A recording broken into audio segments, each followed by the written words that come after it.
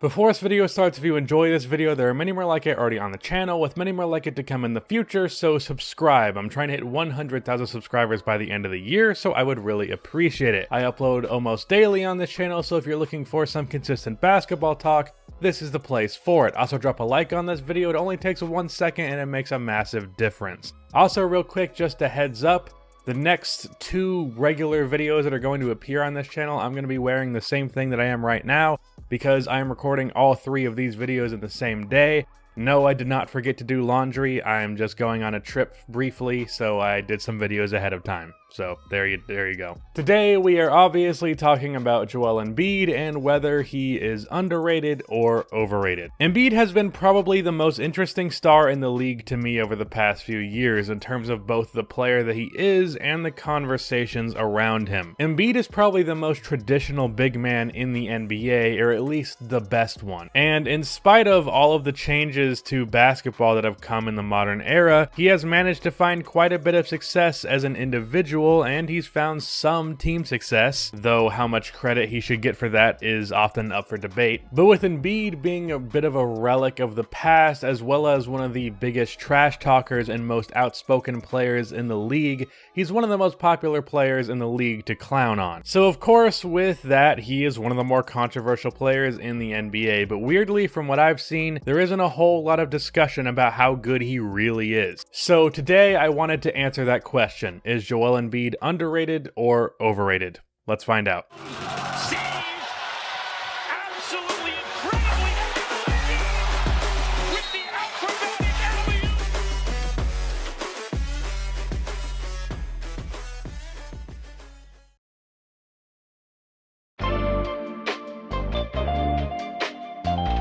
Joel Embiid certainly had a weird start to his career. He was the clear 3rd pick in the 2014 draft behind the 2 future superstar forwards who were Andrew Wiggins and Jabari Parker. So yeah, that didn't quite work out. So the Sixers landed Embiid, however they would have to wait 2 years in order to reap the benefits from that. Embiid had injury issues and he came under some criticism for being prone to talk a lot on Twitter, tweet about loving Shirley Temples, all while getting bigger while sitting on the Sixers bench, and not bigger in a good way. However, when Embiid finally came onto the scene, he was amazing from the first minute on the court. I remember his first game in the league versus the OKC Thunder because I remember very vividly how much everyone after this game was like, whoa, this guy's gonna be good. In 22 minutes, he had 20 points, 7 rebounds, and 2 blocks, which translates to 33 points, 11 rebounds, and 3 blocks per 36. He did shoot poorly overall, but he did pull off some great moves, including a fadeaway jumper off of a shimmy shake, and he hit 1 of his 3 three-point attempts, coming into the league showing an ability to hit threes when in college he showed no such ability. Meaning that it at least appeared that in the 2 years that Joel Embiid was not playing, he was doing more than just drinking Shirley Temples and tweeting about Rihanna. And though he did miss a lot of games, Embiid put on a phenomenal rookie season, with overall averages of 20 points, 8 rebounds, and 2.5 blocks, doing this in a 25-minute per game restriction,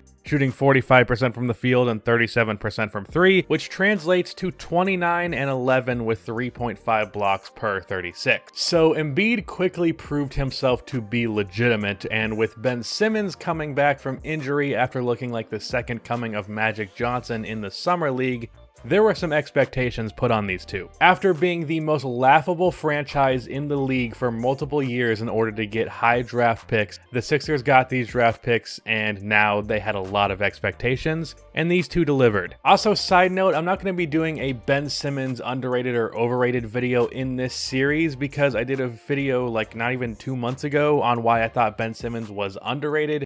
So I'm not just going to rehash that. I'm sure I could and I get a lot more views from it.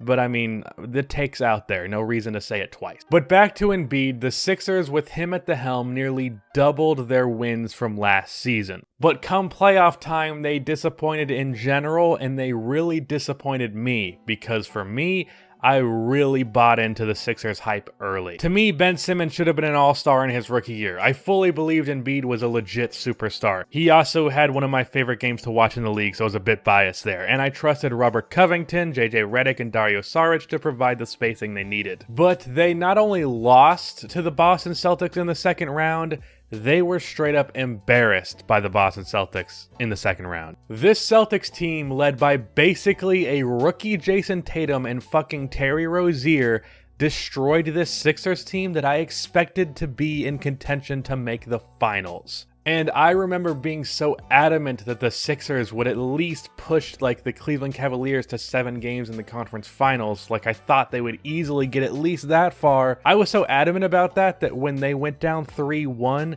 I still said they'd win the series. But that did not happen. Jason Tatum cooked Ben Simmons for the whole series for 23 points a game, and Al Horford just ruined Joel Embiid's day every time they matched up, which eventually became a trend, but damn it, man, I really believed in this Sixers team and they failed me. Like, Sixers fans think I'm too critical of that team and that franchise, but in reality, I'm that critical because I had high expectations. Really, it's because I believed in the Sixers, and that's really the main reason why I'm critical of most things. It's the reason why I'm critical of Russell Westbrook. If I don't give a shit about the topic, I'm not going to put my effort into criticizing it because I don't give a shit about it. If I didn't care about the first Last of Us game, do you think I would have literally burned money by making a 40-minute review instead of a YouTube video on this channel in order to talk about it? Because no, I wouldn't. Also, if you couldn't tell by the obviousness of that was a plug, so go watch that fucking video already. But anyways, the following season, the Sixers management, which is horrible,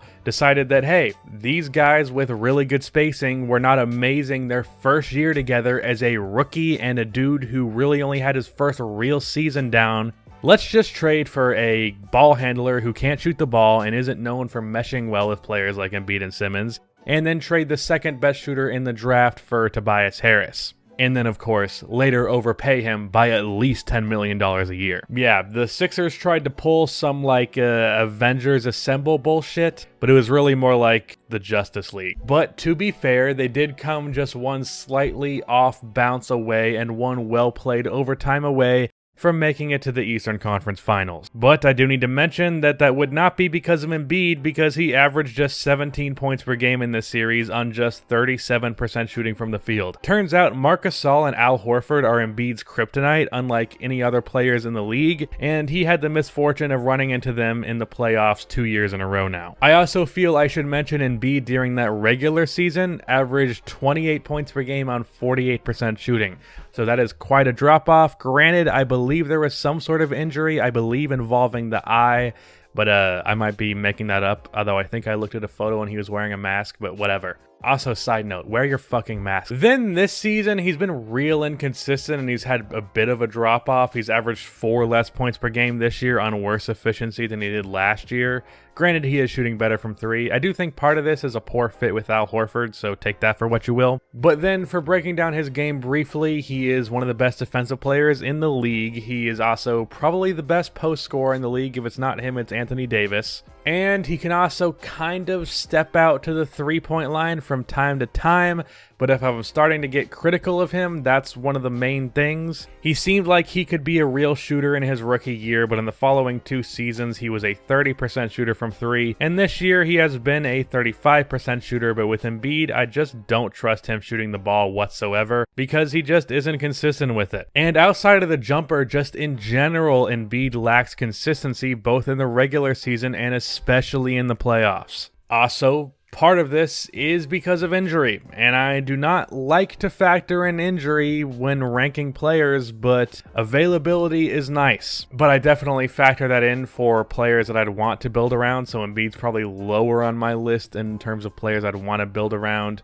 but not lowered on my you know what I mean. But let's get on to the verdict of underrated versus overrated. I did a poll and I think I'm going to do it like this from now on. I'm going to put out 4 options and choose one that I agree with, and based on the voting of the other 2 options that are above or below, depending on if they're both there, I'm going to choose based on that if he is underrated or overrated. And in this case, I'm going to say that I believe Embiid is overrated because there are more people ranking him higher than lower where I have him, which is around the 12th spot. spot. I have Embiid around 12th in the NBA, and most people seem to believe he was a bit better than that, and most people have him in their top 10, and to me, that makes him overrated. For Embiid, he has been in the league 6 years now, only playing 4 of them, and it really just doesn't feel like we've seen enough from him. He's been playing for 4 years, and he has barely reached the 200 games mark. This guy has been playing since before I started my YouTube channel, and he has only played 202 games. In total, he's played 202 out of the 301 available Sixers games for him to play thus far in his career. And that's excluding the first 2 years of his career. Maybe this won't blow your mind, but it kind of did for me. But Jason Tatum has played more NBA games than Joel Embiid, actually quite a bit more. Nikola Jokic has played nearly double the amount of games that Joel Embiid has. Now granted, this could be from a lack of opportunity to really establish himself, but thus far Embiid has just seemed like a big waste of potential to me.